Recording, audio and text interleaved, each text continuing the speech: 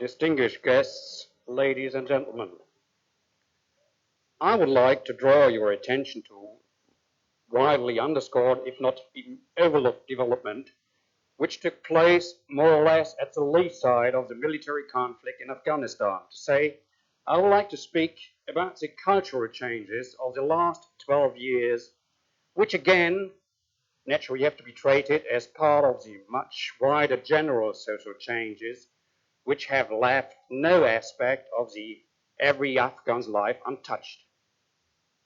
To evaluate these socio-political changes definitively, it may, however, be now too early, or too early yet. Nevertheless, we are faced with the simple fact that the military conflict in Afghanistan is just one side of a general socio-political and cultural modernization process. This modernization process has, in terms of ideological language, however, little to do with comparable processes of emancipation and liberation in other parts of the world, where they are normally dominated by members of a revolutionary vanguard who expresses themselves in terms of the traditional Western leftist ideas of revolution. However, the documentation of this modernization process is already underway, as can be witnessed, for example, by the raison d'etre of the institution of the ARIC. Let's have a closer look then at the circumstances which were responsible for the formation of this modernization process. Since the Russian invasion at the turn of the year 1979-80, there raged a war of liberation in Afghanistan. But that was only one part of a wide range of violent changes forced on the society collectively. Migration, struggle to survive, internal wars between different parties, individual murder of stigmatized persons, class struggle, emancipation of pariah communities, entries, anti-centralistic independence movements, etc. All this went on the same time and often in between the same people and at the same places. The Islamists parties were among the first to evaluate these events in the wider context of a revolutionary change towards the building up of a radical Islamic state. Why only they? I can answer this question, and to find answers may well be the future task of intellectual Afghanistan. Only so much. The enormous migration of the people within Afghanistan itself, as well as to the neighboring countries, Iran and Pakistan, the collapse of rural economy, the dissolution of traditional loyalty structures, and the destabilization of the former rural power elite, the experiences made in fighting against an opponent who was technically and organizationally so much superior, the day-to-day experiences in foreign countries, all these thousands of small decisive experiences have triggered off an underlying learn and consciousness process in the resistant fighters and the sympathetic population. People have been compelled to reflect on former conditions as well as to look for answers to the questions on what the future social order in Afghanistan is to be. New experiences and a new consciousness found its expression in the organization of political parties, in the rise of new elites, and in the ideologization of the war, the politicization of Islam, and the reorganization of society. All these changes were responsible for the occurrence of a very specific new political culture which found its expression in a widespread press and publishing system. This again served as a kind of vehicle to rewrite history, to propagate new sociocultural values, to create new heroes, and to strengthen social emancipation processes of formerly oppressed people. Let me comment on every point on every point shortly, by starting with a sketch of the press and publishing system. When the reform program of the Taraki Amin government slowly drove an ever-increasing number of people into the resistance movement, there were only a few options for publishing anti-governmental propaganda. These consisted mainly of distributing the so-called night letters, which were put on the walls or slipped on the doors.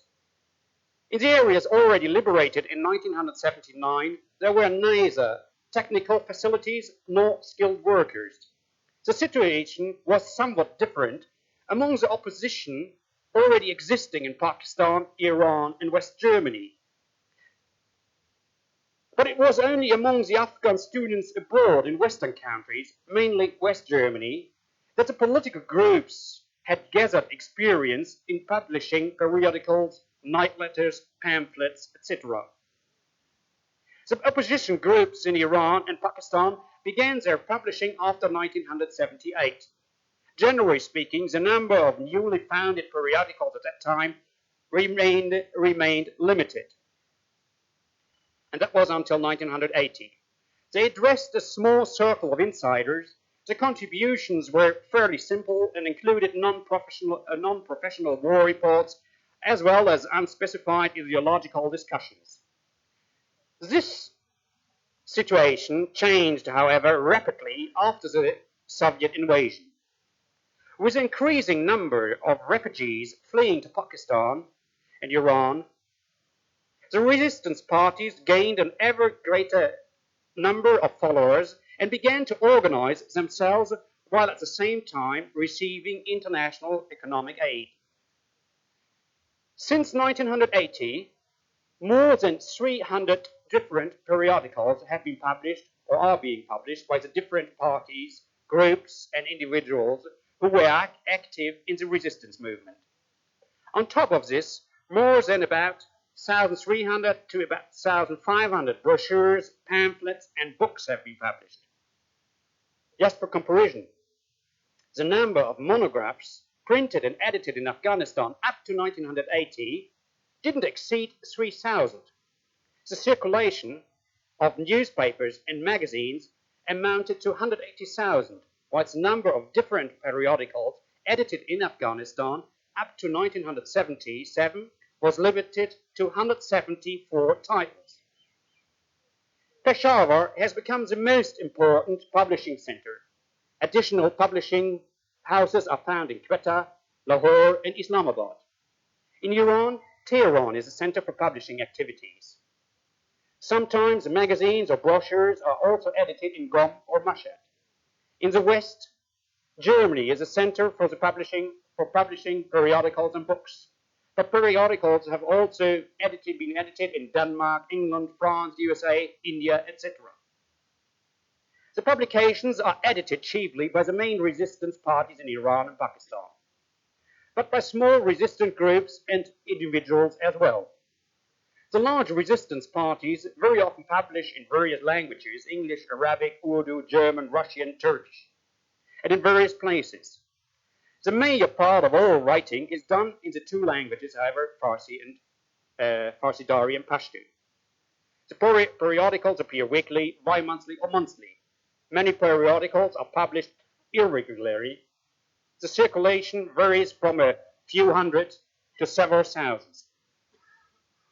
The contributions in the magazines include reports from the front, information on the situation inside Afghanistan among refugees or on the international scene, biographies of martyrs, historical and philosophical religious essays, the speeches of leading personalities and texts from the elite about the aims and views of the war, as well as about literary treatment as about the future shape of a finally liberated Afghanistan, plus a literary treatment of events in prose and poetry. Four broad political tendencies can be discerned in these publications: the ideas of the fundamentalist parties, then of the parties which follow traditional Islam, parties which propagate an enlightened Islam and democratic ideals influenced by the West, and groups in the tradition of Western leftist movements. The writers, organizers, and printers belong for the most part to the newly formed cultural elite. Only about 1/3 of them has been publishing or working in publishing houses before the resistance movement started. Rewriting history, new heroes, etc.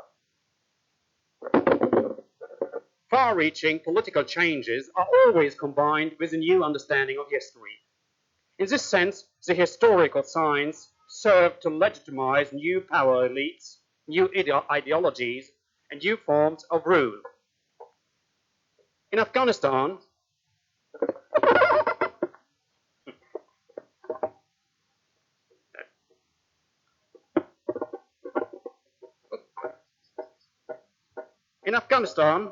the modern historical sciences started off in the 30s and had two aims: to legitimize the modern Afghan nation state and to legitimize the actual ruling court elite.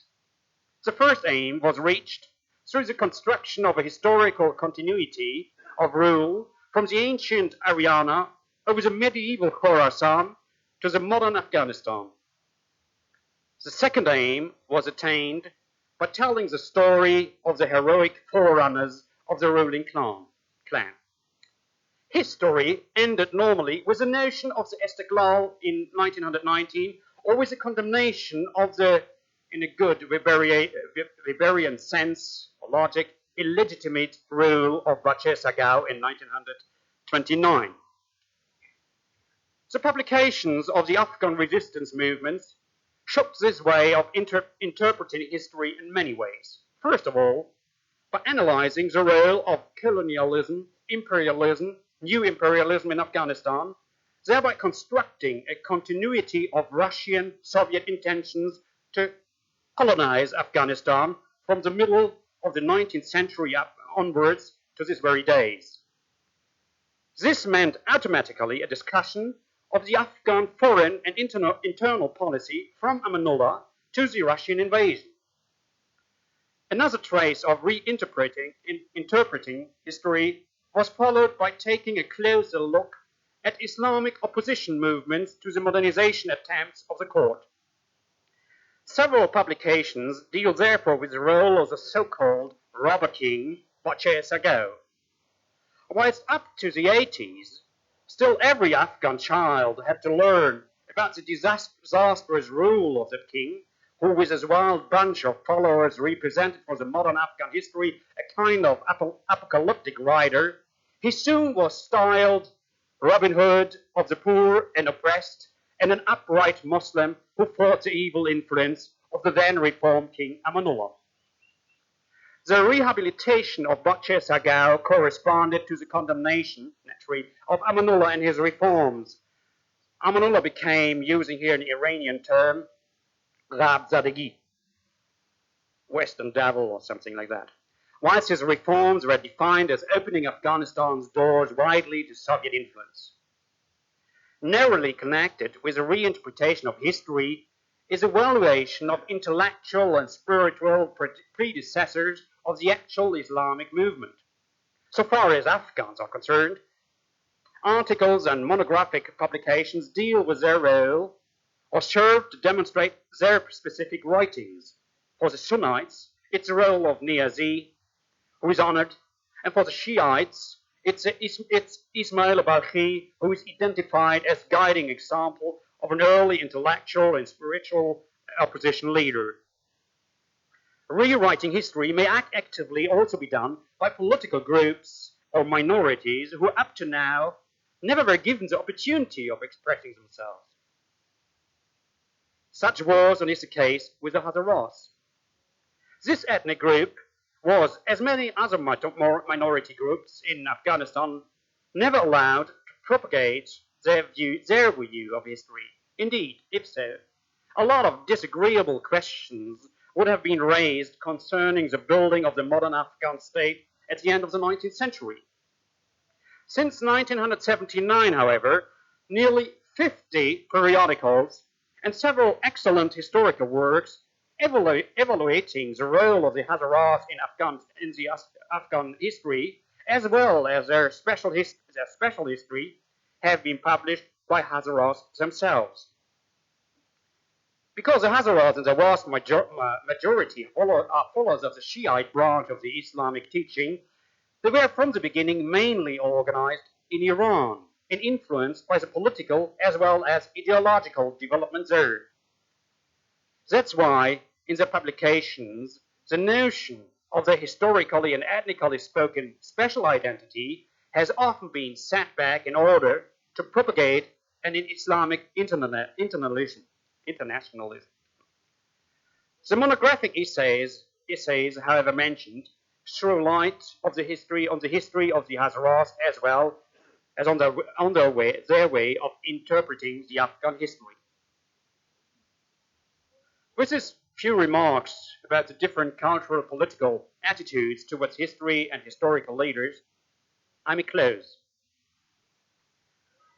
I would like, however, to shortly reconsider my initial interest in this paper, my own interest, which was more or less a question: are we, or can we define this new literature as a beginning of a new, maybe even revolutionary culture? If one looks at the press and publication system of the Afghan resistance movement and tries to analyze the underlying values, ideas, and worldviews, it is very well possible to interpret the intellectual outcome of the last 12 years of violence as a base, as beginning of a new revolutionary culture.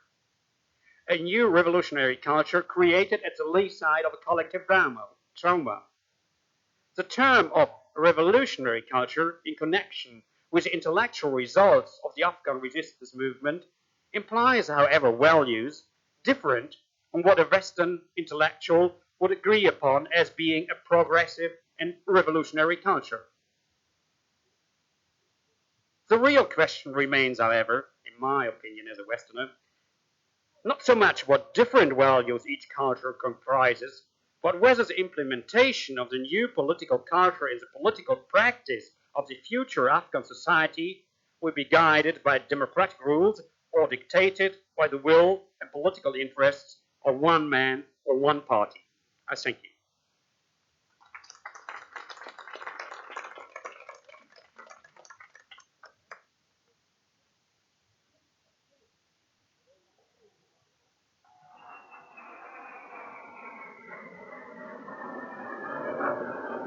We have to apologize this morning for the absence of Isabel Hemming, who was suddenly taken ill.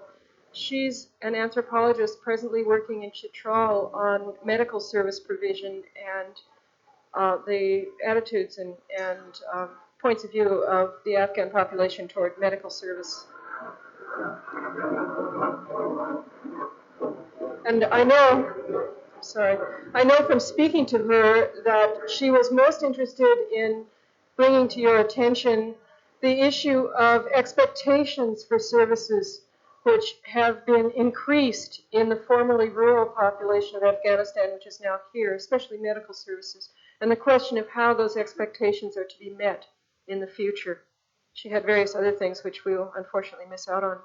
Our next speaker is Paul Bukharidichev, who is the guiding light of Bibliotheca Afghanica and can tell us a good deal about documentation. Thank you.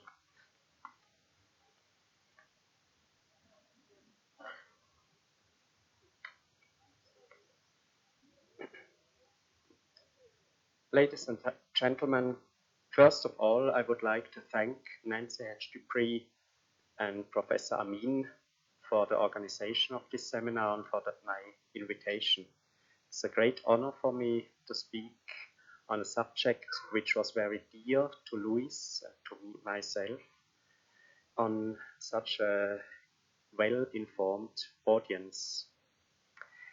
This subject of documentation for action and history was also the subject of our first discussion when we met, Louis and I, in Kabul in 1974. Since then, Afghanistan has got a major place in my life, and it's my main object to handle today besides my professional duties. In a circle of Afghanologues, it will not be necessary to present the Foundation Bibliotheca Afghanica as a center of documentation and information on Afghanistan in detail. Most of you may have heard of it in recent times, but please keep in mind that this archive has existed for almost 20 years. It was officially opened to the public in 1975 during the time of Muhammad Dawood. So it is evident that Bibliotheca Afghanica was not created with an anti-communist target, but with the purpose to support the knowledge of and the scientific research on Afghanistan's nature, culture, and history. These common interests were the basis of a long-lasting friendship with Louis and Nancy, and with the outcome of several publications. One special publication which was very important is the one on Afghan women, which was mentioned also yesterday. Since 1983, Bibliotheca Afghanica is under supervision of the Swiss government, financed by a most modest official contribution and mainly by private voluntary donations. Its original strong points have been the natural sciences, geography, geology and biology, the culture of Afghanistan, its archaeology and history. During the past 10 years, the focus had to be extended to the actual development and the problem of human rights violations, the military and political outcome of the present Afghan struggle for self-determination. At present time, our archive holds more than 13,000 books and offprints on Afghanistan in Western languages, and about 23 meters full shelves full of publications on Oriental languages, including an extensive collection of printed materials published by the Afghan resistance, which was brought together by Said Hamid Elmi and Jan Heeren Grevemeyer, who has spoken about it just now. We have a special strong point in German publications on Afghanistan, which date back to the famous von Hentig-Niedermeyer expedition to Emir Habibullah in the 1960s. Von Hentig himself has donated all his materials to the foundation, manuscripts and photographs, as well as all his bookkeeping for the expenses of this expedition. Also, most of the elaborated reports by Dr. Hendriksen on the German economic and agricultural development projects in Paktia and around Kabul during the 1960s and 70s are available in our archive. In a short while, we will receive original materials from the first scientific German mission to eastern Afghanistan, the German Hindukusch expedition in 1935. Among the most asked titles by students from Swiss universities who visit Bibliotheca Afghanica are those on the subject of Afghan women. This is a very interesting matter that since almost 2 years, a new rumor occurs among Western students about the circumcision of Afghan women. And this is one of the great good things which the Soviets have done, that they have abandoned the circumcision of Afghan women. A complete nonsense, which did never exist among Afghan women. And so you see also a documentation center has also not only a positive aspect, but also the negative aspect to avoid such false information. The other main requests are Louis Dupree's American University field staff reports. There's rarely one student who makes not use of these excellent publications which handle facts. Because of the extensive physical destruction inside Afghanistan, which took place during the past 10 years, our photothèque became more and more important. With about 12,000 slides and prints, with our films and videotapes, we can document the state of repair of most Afghan monuments back to 1915 to this Niedermeyer expedition, who made also a documentation on Afghan monuments, which was published in the famous Niedermeyer book on Afghanistan. During the last few years, we often have been asked how we can justify to continue such a scientific documentation work in a quiet, peaceful library atmosphere during a time of brutal war in Afghanistan. Wouldn't it be much more important to collect money for weapons, for medical and humanitarian aid to support the Afghan cause? Fortunately, we can prove that our work has not only a scientific value, but also a quite practical result.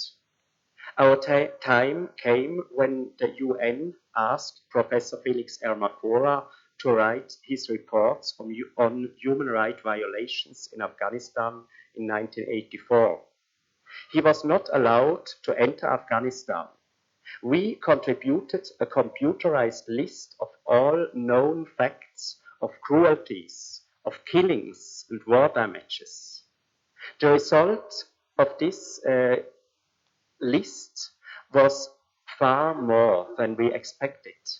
Within a short time after the presentation of our research before the United Nations, the number of registered civilian casualties dropped from 6,000 to an average 1,200 per month, as later research showed.